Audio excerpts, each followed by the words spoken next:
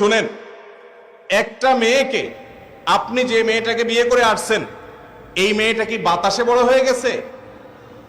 জন্মের পর থেকে তার বাপ মা তাকে তিল তিল করে শত শত হাজার হাজার টাকা তার পিছনে খরচ করে তাকে বড় করছে, ঠিক না বেঠিক? তার পিছনে ঔষধ খরচ করেছে, তার পিছনে ভরণ পোষণ দিয়েছে, তাকে পড়ালেখা করিয়ে মানুষ করেছে। সে পড়ালেখা করে শিক্ষিত হয়েছে এই মহিলা, কিন্তু শিক্ষিত হওয়ার পর তার এই শিক্ষার আলো ছড়াবে কোথায়? আপনার বাসা, ঠিক না বেঠিক? তাকে সুস্থ সবল রাখার জন্য ট্রিটমেন্ট করেছে, চিকিৎসা দিয়েছে, ভরণ পোষণ দিয়ে বড় করেছে। তার এই পুরো জীবন থেকে উপকার ভোগ করবে কে? আপনি, স্বামী এবং স্বামীর বাপ মা, স্বামীর পরিবার, ঠিক না বেঠিক?